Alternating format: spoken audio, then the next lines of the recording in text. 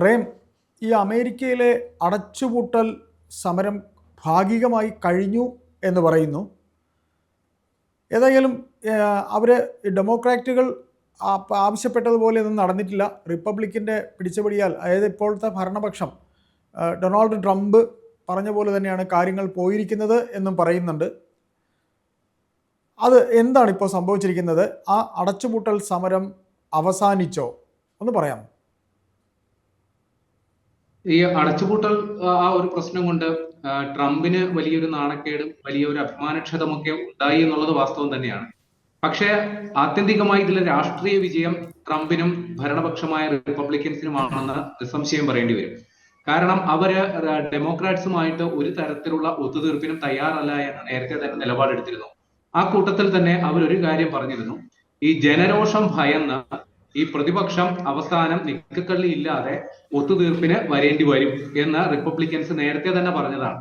അത് തന്നെയാണ് ഇപ്പോൾ സംഭവിച്ചിരിക്കുന്നത്. കാരണം നമ്മൾ ഈ അമേരിക്കയില് ഏതെങ്കിലും തരത്തിലുള്ള വർഗ സമരമോ പൊതുജന പ്രക്ഷോഭമോ വലിയ രീതിയിലുള്ളതൊന്നും നമ്മൾ കണ്ട് ശീലിച്ചിട്ടില്ല. പക്ഷെ ഇപ്പോ അതല്ല സ്ഥിതി. അവിടുത്തെ സർക്കാർ ജീവനക്കാരും സാധാരണക്കാരും അടക്കമുള്ളവർ തെരുവിലിറങ്ങി സമരം ചെയ്യുന്ന ഒരവസ്ഥ ഈ മൂന്നാം ലോക രാജ്യങ്ങളിലൊക്കെ കണ്ട് ശീലിച്ചതുപോലെയുള്ള തൊഴിലാളി സമരങ്ങളൊക്കെ അമേരിക്കയിൽ കാണപ്പെടുന്നു എന്നുള്ളതാണ് ഇപ്പോഴത്തെ ഒരു സ്ഥിതി. അപ്പൊ അതുകൊണ്ട് തന്നെ വലിയ രീതിയിലുള്ള ജനരോഷം തങ്ങൾ നേരിടേണ്ടി വരുന്നു എന്നുള്ള തിരിച്ചറിവ് പ്രതിപക്ഷമായ ഡെമോക്രാറ്റുകൾക്കുണ്ട്. കാരണം ഭരണപക്ഷം നിരന്തരം ഈ പ്രതിപക്ഷത്തെ കുറ്റപ്പെടുത്തിക്കൊണ്ടാണ് തങ്ങളുടെ വീഴ്ചയെ ന്യായീകരിച്ചുകൊണ്ടിരുന്നത്. അപ്പൊ ജനങ്ങളും അങ്ങനെ ചിന്തിക്കാൻ തുടങ്ങി, അല്ലെങ്കിൽ ജനരോഷം നേരിടേണ്ടി വരുന്നു. പ്രത്യേകിച്ചും അവശ്യ സർവീസുകൾ അടക്കം കിട്ടാത്ത അവസ്ഥ. ഈ അമേരിക്ക വലിയ സമ്പന്ന രാജ്യങ്ങളാണെങ്കിൽ പോലും അവിടെ ഏതാണ്ട് 41 ലക്ഷത്തോളം പേർക്ക് ഈ സാധന സാമഗ്രികൾ സൗജന്യമായി കൊടുക്കുന്ന സർക്കാർ പദ്ധതിയുണ്ട്. നമ്മുടെ ഈ ഭക്ഷ്യസുരക്ഷ എന്നൊക്കെ പറയുന്നത് പോലെ അവശ്യ വിഭാഗക്കാർക്ക് ഭക്ഷണവും മറ്റുമൊക്കെ സർക്കാർ എത്തിച്ചു കൊടുക്കുന്ന പരിപാടികളൊക്കെ ഉണ്ട്. ഇതുകൂടാതെ അത് സാധാരണക്കാർക്കാണെങ്കിൽ അങ്ങേയറ്റത്ത് ബിസിനസ് ക്ലാസ്സിലുള്ളവർക്ക് ബാധിക്കുന്ന തരത്തിൽ വിമാന സർവീസുകൾ പോലും അമേരിക്കയിൽ താളം തെറ്റി. കഴിഞ്ഞ ദിവസം മാത്രം ഏതാണ്ട് 1400-ൽ പരം വിമാന സർവീസുകളാണ് റദ്ദ് ചെയ്തത്. 7000-ഓളം വിമാന സർവീസുകൾ വൈകുന്ന അവസ്ഥയുണ്ടായി. അപ്പൊ ഇങ്ങനെ പോയാൽ കാര്യങ്ങൾ കൈവിട്ടു പോകും എന്നുള്ളൊരു തിരിച്ചറിവ് പ്രതിപക്ഷമായ ഡെമോക്രാറ്റുകൾക്കുണ്ടായിരുന്നു. അതുകൊണ്ട് തന്നെയാണ് ഈ ചർച്ചകൾക്കൊടുവിൽ അവര് വഴങ്ങുന്ന ഒരവസ്ഥയിലോട്ട് കാര്യങ്ങൾ എത്തിയത്. നമുക്കറിയാം, കഴിഞ്ഞ ഒക്ടോബർ 1-നാണ് ഈ അടച്ചുപൂട്ടൽ പരിപാടി അവിടെ തുടങ്ങിയത്. അതായത് മനസ്സിലാക്കേണ്ടത് ഇങ്ങനെയുള്ളൂ: സർക്കാരിന്റെ പ്രവർത്തനങ്ങൾക്ക് വേണ്ടി പണം ചെലവഴിക്കാൻ അതിന് സെനറ്റ് അനുമതി നൽകണം, അതിനൊരു ബില്ല് പാസ്സാക്കണം. അപ്പൊ ആ ബില്ല് പാസ്സാക്കി കൊടുക്കാൻ പ്രതിപക്ഷമായ ഡെമോക്രാറ്റുകൾ തയ്യാറായില്ല. 100 അംഗ സെനറ്റിൽ 60-40 എന്ന വോട്ട് കിട്ടിയാൽ മാത്രമേ ആ ബില്ല് പാസ്സാകുള്ളൂ. പക്ഷെ കഴിഞ്ഞ തവണ നടന്ന വോട്ടെടുപ്പിൽ 55-45 എന്ന അനുപാതത്തിലാണ് വോട്ടിംഗ് നടന്നത്.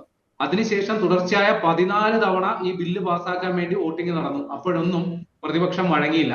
ഈ സെനറ്റിൽ യഥാർത്ഥത്തിൽ റിപ്പബ്ലിക്കൻസിന് 53 സീറ്റേ ഉള്ളൂ, 53 പേരുടെ പിന്തുണയേ ഉള്ളൂ. ബാക്കി 7 പേരുടെ പിന്തുണ കൂടി കിട്ടിയാലേ അവർക്ക് ഈ ബില്ല് പാസ്സാക്കാൻ പറ്റുള്ളൂ. അപ്പൊ ഇപ്പോ നടന്ന ചർച്ചകൾക്കൊടുവിൽ പ്രതിപക്ഷമായ ഡെമോക്രാറ്റുകളിലെ 8 പേരുടെ പിന്തുണ ഭരണപക്ഷമായ റിപ്പബ്ലിക്കൻസ് ഉറപ്പുവരുത്തിയിട്ടുണ്ട് എന്നുള്ളതാണ് അറിയാൻ സാധിക്കുന്നത്. പക്ഷെ അത് വ്യവസ്ഥകൾക്കനുസരിച്ചുള്ള ബില്ലാണ്.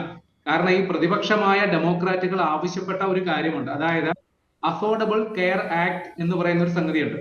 അതായത് കഴിഞ്ഞ ബൈഡൻ ഭരണകാലത്ത് നടപ്പിലാക്കിയ ഈ സാമൂഹ്യക്ഷേമ പദ്ധതികളിൽ ഒന്നാണ്. അതായത് ചെലവ് കുറഞ്ഞ രീതിയിൽ ചികിത്സ ഉറപ്പുവരുത്തുക, പാവപ്പെട്ടവർക്ക് സൗജന്യ നിരക്കിൽ അല്ലെങ്കിൽ ഹെൽത്ത് കെയർ ഇൻഷുറൻസ് അതേപോലുള്ള പദ്ധതികൾ നടപ്പിലാക്കുക എന്നൊക്കെയാണ് ഇതുകൊണ്ട് ഉദ്ദേശിക്കുന്നത്.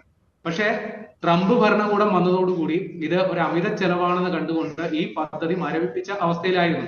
അപ്പൊ ഇത് നടപ്പിലാക്കണം, ജനക്ഷേമകരമായ പദ്ധതികൾക്ക് കൂടുതൽ പണം ചെലവഴിക്കണം, അതിനു വേണ്ടിയിട്ട് ആണ് ഞങ്ങൾ സമരം ചെയ്യുന്നത് എന്നുള്ളതാണ് പ്രതിപക്ഷം ആരോപിച്ചത്.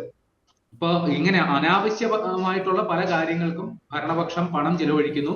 ജനങ്ങളെ ബാധിക്കുന്ന വിഷയങ്ങൾക്ക് മുടക്കാൻ പണമില്ല, എങ്കിൽ പിന്നെ അത് കാണട്ടെ എന്നുള്ള ഒരു രീതിയിലാണ് ഇവർ ഈ ബില്ല്, ധനവിനിയോഗ ബില്ല് അംഗീകരിച്ചു കൊടുക്കാതെ ഇരുന്നത്.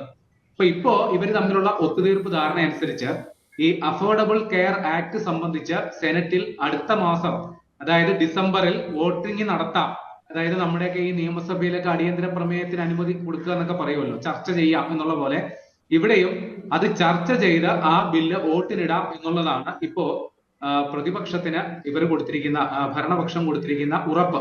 അപ്പൊ ആ വ്യവസ്ഥയിൽ പ്രകാരമാണ് ഇപ്പോൾ 8 പേർ പ്രതിപക്ഷത്തെ 8 പേർ റിപ്പബ്ലിക്കൻസിന് ഇപ്പോ അനുമതി കൊടുത്തിരിക്കുന്നത്. അപ്പൊ ഭാഗികമായി ഈ ഒരു കുരുക്ക്, ഈ പണം കിട്ടാത്തതിന്റെ പേരിൽ അടിസ്ഥാനമായിട്ടുള്ള പല കാര്യങ്ങളും അമേരിക്കയിൽ മുടങ്ങിക്കിടക്കുകയാണ്.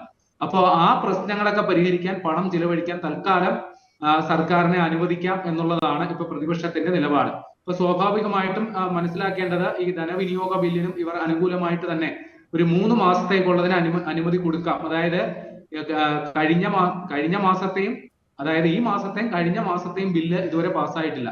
കൂടാതെ അടുത്ത മാസത്തെയും കൂടി പാസ്സാകണം. അങ്ങനെ 3 മാസത്തെ ബില്ല് തൽക്കാലം അനുമതി നൽകാമെന്നുള്ളതാണ് ഇപ്പൊ പ്രതിപക്ഷം അനുമതി കൊടുത്തേക്കുന്നത്. അപ്പൊ അതിനുശേഷം എന്താകും സ്ഥിതി എന്ന് അറിയില്ല. ഏതായാലും പ്രതിപക്ഷത്തിന് കൊടുത്തിരിക്കുന്ന വാഗ്ദാനം ഭരണപക്ഷം പാലിക്കാൻ നിർബന്ധിതമാകും. പക്ഷെ ഇവിടെ പ്രതിപക്ഷ നേതാവ്, അദ്ദേഹത്തിന്റെ പേര് ചക്ക് ഷമ്മർ എന്നാണ്, അദ്ദേഹം എടുത്ത നിലപാട് ഈ ബില്ലിനെ ഒരു കാരണവശാലും അനുവദിച്ചു കൊടുക്കില്ല എന്നുള്ളതാണ്. കാരണം അദ്ദേഹം പറഞ്ഞത്, ജനങ്ങൾക്ക് ഞങ്ങൾ കൊടുത്തിരിക്കുന്ന ഉറപ്പ്, അതായത് ജനക്ഷേമകരമായ പദ്ധതികൾക്ക് പണം വിനിയോഗിക്കുന്നത് ഉറപ്പ് വരുത്തും.